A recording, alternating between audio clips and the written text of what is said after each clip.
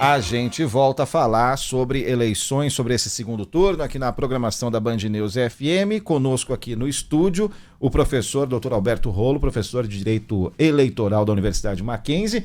Uma, felizmente, figurinha carimbada aqui das nossas coberturas há bastante tempo. Um prazer recebê-lo mais uma vez. Professor Alberto Rolo, como vamos? Tudo bem? Bom dia. Bom dia. Bom dia, Felipe Bueno e Thaís Dias. É sempre um prazer estar aqui com vocês. Eu já me sinto da casa. Ah, mas não tenha a dúvida nenhuma. Inclusive, passou por aqui, o estúdio é envidraçado, dá a volta, entra pela porta aqui e fique sempre à vontade. Bom, eu queria começar, professor Rolo, com o pronunciamento que me soou muito genuíno do presidente do TSE ontem, chamando a população brasileira para o voto, para participar ele falou desse capítulo, né, de mais esse capítulo da história do Brasil, da história da democracia brasileira. Por outro lado, a gente vê que as condições sanitárias não são as mais adequadas para que muita gente exerça esse direito, que é obrigação também, mas daqui a pouco a gente chega nessa parte, né? Esse direito de votar. Então eu pergunto para o senhor, para começar essa nossa conversa aqui, como, né, exercer esse direito, cumprir essa obrigação e também, né, ter essa preocupação de tanta gente morrendo, já 170 mil pessoas morrendo no Brasil, tantos casos e tanto descaso de algumas autoridades com relação à pandemia. Você viu, Felipe, que o ministro Barroso ontem agradeceu, inclusive, a participação da cidadania brasileira, dos eleitores brasileiros, né? O índice de abstenção foi em torno de 23% no primeiro turno, que foi considerado baixo em função da pandemia. Agora, lógico, todos os cuidados sanitários estão sendo reforçados hoje e trabalhados e cobrados hoje. Sempre máscara, álcool gel, a caneta própria para não ter problema de usar a caneta que está à disposição. Então, esses cuidados que foram orientados por médicos, né, sanitaristas, especialistas na área, para o TSE, estão sendo redobrados hoje e deu certo no primeiro turno, vai dar certo hoje no segundo turno também. Mas uma coisa que não deu muito certo no primeiro turno foi o uso do aplicativo e-título, né? Tivemos muitos e muitos problemas, desde as pessoas que não conseguiam visualizar ali a sua sessão, até as pessoas que não conseguiram justificar mesmo o seu voto. Uma prorrogação aconteceu para segunda-feira. Pelo que o senhor já conseguiu apurar, dessa vez, a gente tem recebido, inclusive, muito menos reclamação de ouvinte passando por isso. Os problemas estão sendo contornados? A notícia do TSE é que todos os problemas foram trabalhados para que não voltem a ocorrer hoje. Agora, também os problemas que foram apontados no primeiro turno mostram uma transparência do TSE. O TSE foi lá e o ministro Barroso foi lá diante das câmeras, diante dos jornalistas da Band News e outros e foi perguntado, olha, o que está acontecendo? Essas reclamações que você está falando, Thaís? E ele deu as respostas, inclusive falou em invasão de hacker, que aí dá motivo para um monte de especulação, né? Mas ele foi verdadeiro e falou. Ao longo dessa semana também foi cobrado e disse, olha, o tal do supercomputador foi treinado, né? Supercomputador foi testado nos últimos, coisa que deveria ter sido feita antes do primeiro turno, mas conseguiu fazer entre o primeiro e o segundo turno.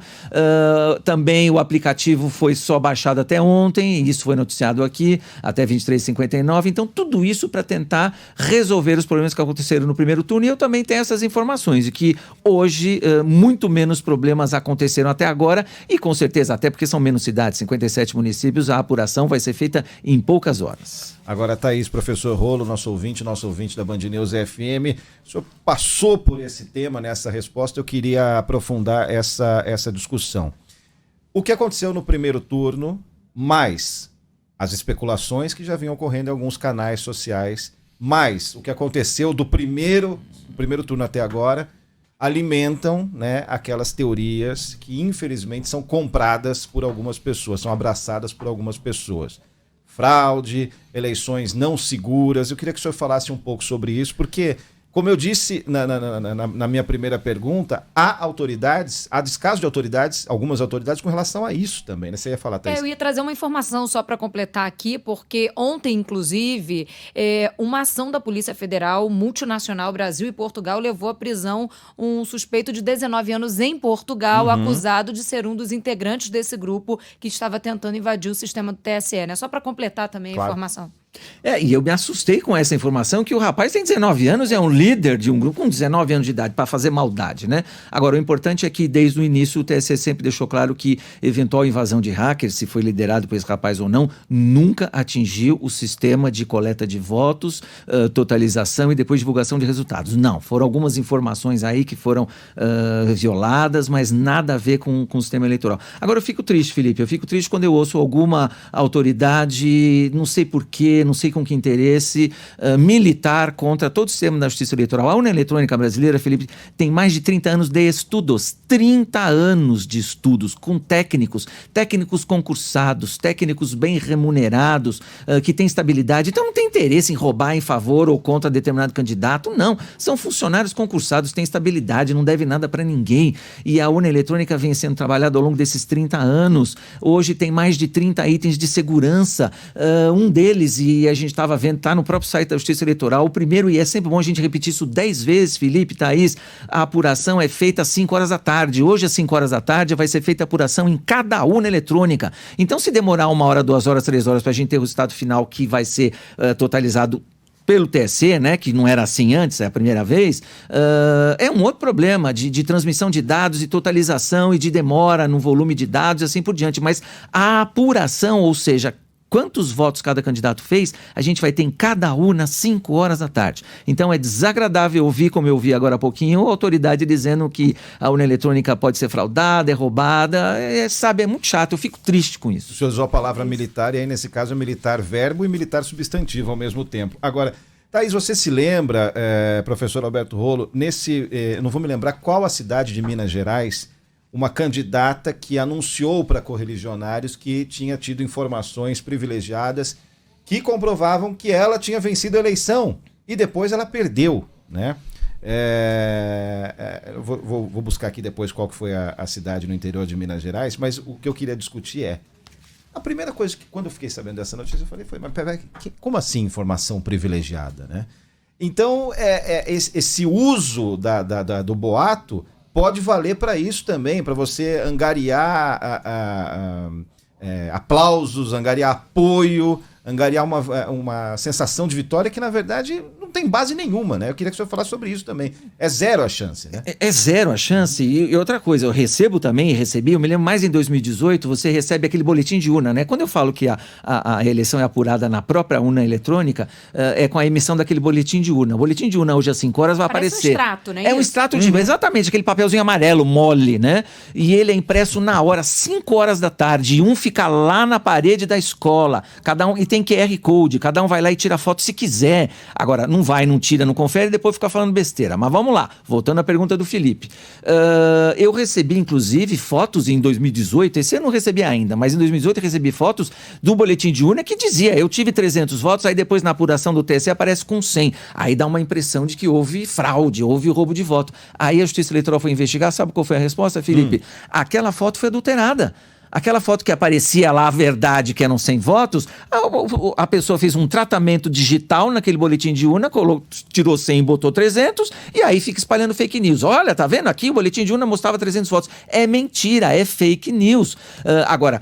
Essa autoridade que eu vi agora há pouco dizia, mas não pode auditar a urna eletrônica. Pode sim, exatamente esse é o caminho que eu estou falando agora. E eu não estou colocando ovo de Colombo em pé, faz 30 anos que é assim. Não é novidade nenhuma. Não é novidade nenhuma. Você pega aquele boletim de urna hoje às 5 horas da tarde, você que torce para o candidato A, B ou C em qualquer das 57 cidades, e aí depois você confere às 8 horas da noite, 9 horas da noite, confere que o resultado daquele boletim de urna tem que ser exatamente o mesmo do resultado divulgado pelo TSE. Não é um a mais, um a menos, é exatamente o mesmo. Então, diz que não dá para auditar? Dá sim. Agora, é exatamente isso que eu queria falar. O Felipe falou desse caso específico de informações privilegiadas. Eu lembro que em Porangatu, né, ali em Goiás, também teve um caso ele não anunciou antes da hora, ele simplesmente comemorou antes da hora. O candidato a prefeito era o Márcio Luiz, do MDB, saiu em carreata, jogou fogos, conversou com todo mundo, mas perdeu depois para a candidata Vanusa Valadares, do Podemos, por 45 votos de diferença.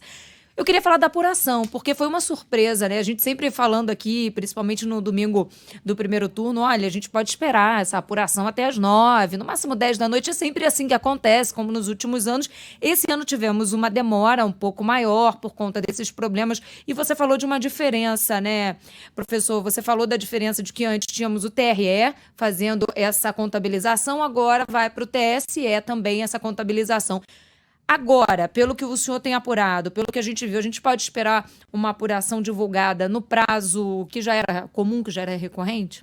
Eu imagino que sim. O ministro Barroso deu entrevistas essa semana e disse que ele não falou hora, evidentemente, para não se comprometer, mas que a expectativa é que com o funcionamento normal de todos os sistemas, a gente tem aí até 8, 9 horas da noite 100% dos votos apurados. Agora, não tem teoria da conspiração, não. Não tem como você ingressar no sistema da justiça eleitoral que não está vinculado à internet. A urna não está ligada à internet quando é feita a apuração, não tem ligação com a internet. Os dados são transmitidos por linha dedicada, é como se fosse uma estrada sem desvios, não tem entrada e nem saída, é linha dedicada, chega lá no TSE. E só para completar, Thaís, a orientação para fazer a totalização lá em Brasília, num supercomputador só, foi da Polícia Federal. Os técnicos da Polícia Federal orientaram, olha, ao invés da gente ter 27 computadores que ficam sujeitos a hackers e às invasões, vamos fazer o seguinte, vamos concentrar tudo num só.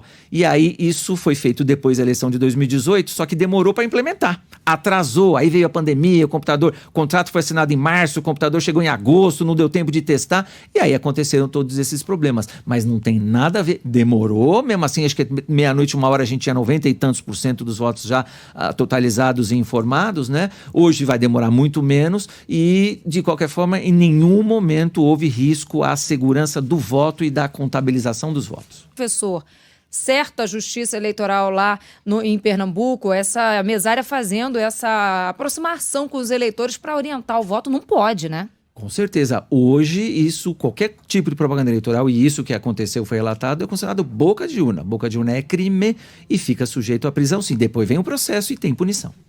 O professor Alberto Rolo, Thaís, eu estava comentando com o Eduardo Oineg esses dias e também com o Rodrigo Aidar, nosso colunista, um livro que eu reli agora nesse período antes do primeiro turno, e eu me lembrei dessa notícia que a gente trouxe, né, a pessoa distribuindo dinheiro para eleitores. Me lembrei de um livro que foi escrito nos anos 40 para os 50, que é O Coronelismo, Enxada e Voto, do ex-ministro do STF, Vitor Nunes Leal, professor Nunes Leal. Professor Rolo, é um livro importante para a gente saber como é que as coisas aconteciam no passado, como é que se formou esse negócio do curral eleitoral. Mas por que ainda hoje existe isso, professor Rolo? Como é que as coisas aconteciam no passado? Eu também li esse livro, inclusive para trabalhos de pós-graduação, e infelizmente continua acontecendo. É a necessidade, né, do eleitor, é a necessidade de um povo empobrecido, e é isso que eu me lembro de ler no livro, e aí acaba sucumbindo a esse tipo de coisa. E, por outro lado, a grande corrupção e a impunidade, né? Ainda tem candidato que acha que vai fazer coisa errada, não vai ser punido, então pode repetir. É incrível essa sensação. Bom, a Thaís Dias tem que nos deixar, infelizmente, não é por minha vontade nem pela vontade do Dr. Rolo, com certeza, mas é isso, né, Thaís? Tem que deixar, tô indo agora para o Band News TV também, para nossa cobertura especial por lá. Um beijo para todos os nossos ouvintes. Amanhã eu tô de volta no Expresso Band News, 2 da tarde. Valeu, beijo. Tchau, tchau. Boas férias. Muito obrigado, é verdade, tem essa também. E eu continuo aqui com o professor Alberto Rolo e algumas dúvidas técnicas clássicas de ouvintes, né, que estão mandando mensagens pra gente. A questão essencial, por exemplo, não votei no primeiro turno, posso votar nesse segundo turno, e algumas colocam um item a mais, né? Não votei e ainda não justifiquei. Como é que fica a situação dessas pessoas, doutor Rolo? Fácil, Felipe. Cada turno é uma eleição.